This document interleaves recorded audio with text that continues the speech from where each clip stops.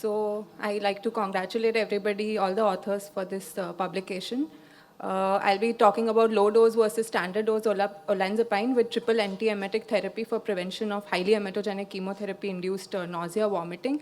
As Sir said, it's a very particularly unpleasant adverse event of all the cancer patients, and the standard guidelines recommend triple antiemetic, and now by Navari et al. In the NEJM publication, a standard 10 mg of olanzapine is also given to all the patient in controlling CINV, and according to the literature, it adds to 10 to 15% of extra benefit. A lower dose 5 mg was also resulted in good emesis control in a randomized trial, but this was still associated with a substantial daytime somnolence, and therefore a low practical dose of olanzapine needed to be investigated, particularly to reduce the daytime somnolence. So the design was, it was a prospective randomized open label study, 2.5 mg versus the standard 10 mg olanzapine in 13 to 75 years of patients with solid cancers. The thing being that 94% were breast cancer, and AC was given to the patients. And another thing to be kept in mind is that a single day of dexamethasone was given, which is not the standard according to the other guidelines. So only a single dose of 8 mg dexamethasone was given in this study. The primary endpoint was complete control, which was no emetic episodes, no use of any rescue medication, and no or mild nausea in the overall phase of 120 hours, 5 days. Secondary endpoint was complete response, defined as no emetic episodes, no use of rescue medications in the acute, delayed, or the overall phase. Other endpoint was complete control in other acute delayed or the acute overall and acute delayed and the overall phase. Total control defined as no emetic episode, no rescue medication, and no nausea in all the phases. And time to treatment failure defined as the time from the administration to any episode of vomiting or the use of any rescue medication. And another adverse effect of daytime somnolence. Also increase in appetite was seen. So the result was, it was found to be non-inferior, 2.5 versus 10 mg of olanzapine, both in the acute and the delayed phase.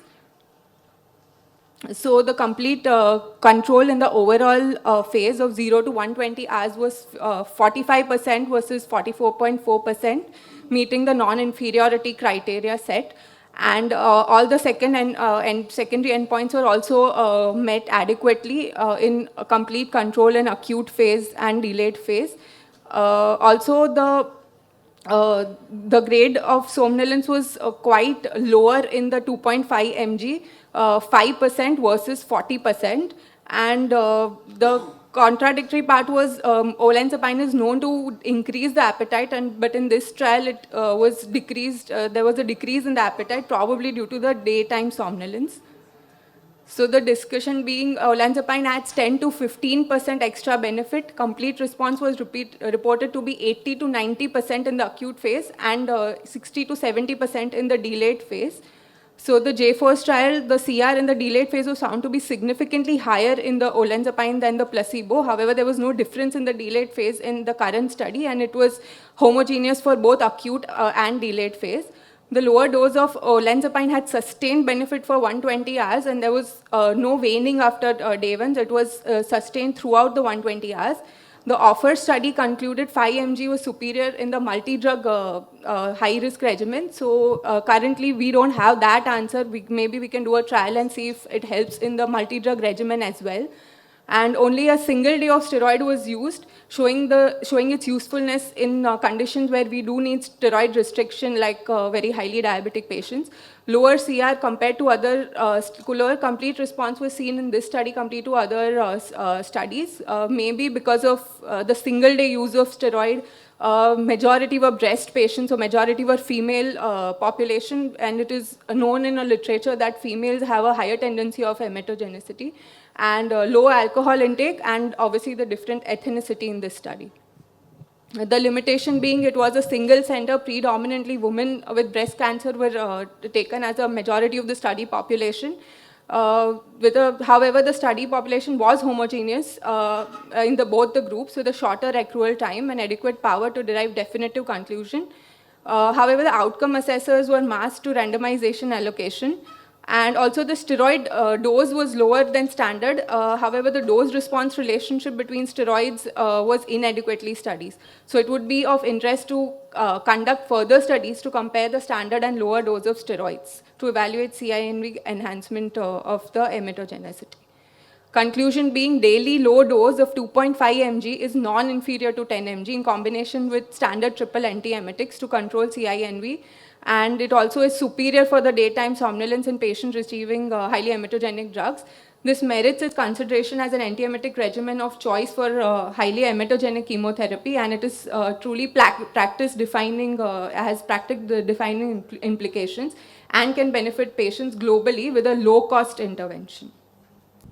So moving on to my second abstract, efficacy and safety of microgabalin for chemotherapy-induced peripheral neuropathy.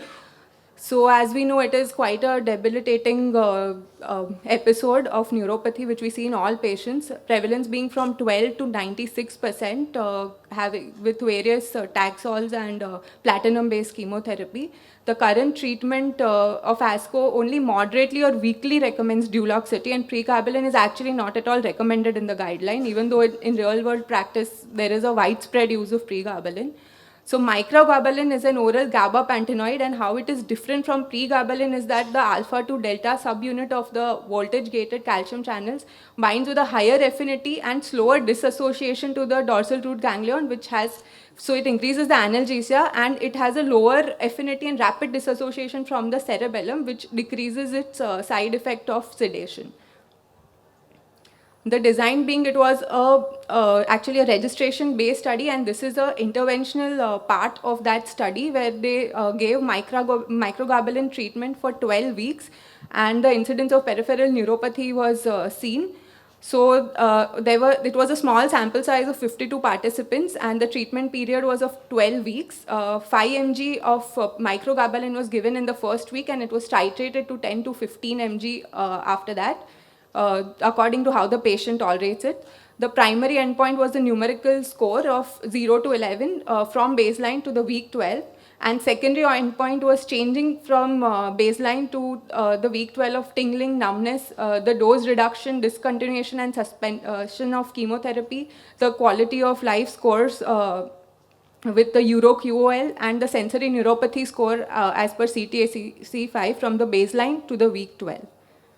So the results were there was a most significant reduction occurred during the first 4 weeks of treatment, and this reduction was maintained at the week 12. So first there was a quite drastic downgrade of the slope, and then it was sustained. And what was interesting is that the patients who had an initial NRS score of 6, which means that they had a higher incidence of neuropathy, actually had a better benefit with giving this microgabalin than those with a baseline NRS score of less than 6.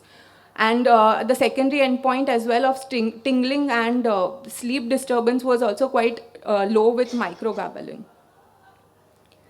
So at baseline, 92.3% of patients had grade 2 neuropathy, and the grade remained unchanged in most patients. Like we can see in the upper graph, from 92 it became, in week 4 with microgabalin became 75, and the patients' grades of neuropathy decreased according to CTAC, and some patients showed improvements at week 4 and 12.